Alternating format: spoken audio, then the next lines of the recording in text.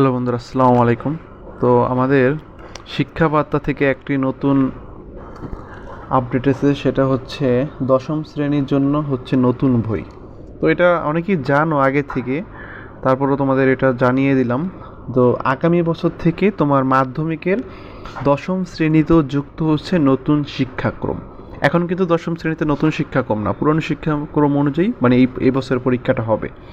তো সামনে তোমরা যারা 9-এ আছো বর্তমানে, তারা কিন্তু দশম শ্রেণীতে নতুন শিক্ষাক্রম অনুযায়ী তোমাদের এসএসসি পরীক্ষাটা হবে।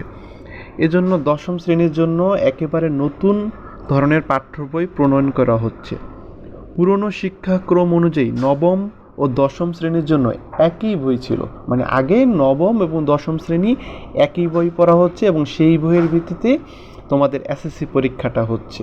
তো এখন নতুন শিক্ষাক্রমে নবম ও দশম শ্রেণীর জন্য আলাদা বই হচ্ছে। নতুন শিক্ষাক্রম অনুযায়ী শুধু দশম শ্রেণীর পাঠ্য বইয়ের ভিত্তিতে এসএসসি পরীক্ষাটা হবে। তার মানে তোমাদের এসএসসি পরীক্ষাটা শুধু দশম শ্রেণীর পাঠ্য বইয়ের ভিত্তিতেই হবে।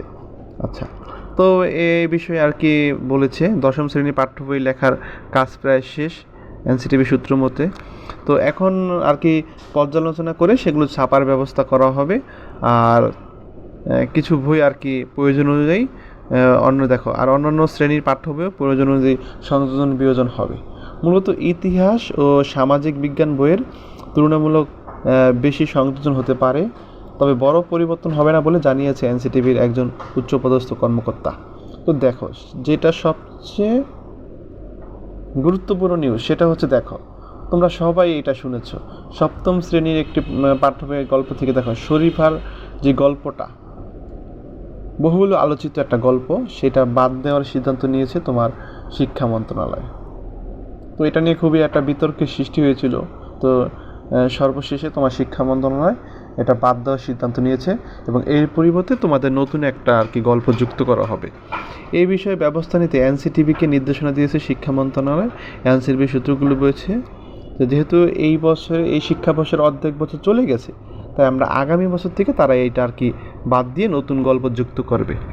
আর চলতি বছরে হয়তো এই গল্পটা আর পড়ানো হবে না। তো এই ছিল তোমাদের আপডেট।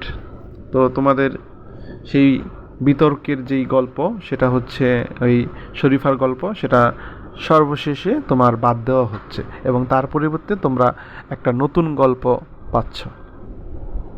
তো ভালো থেকো সবাই।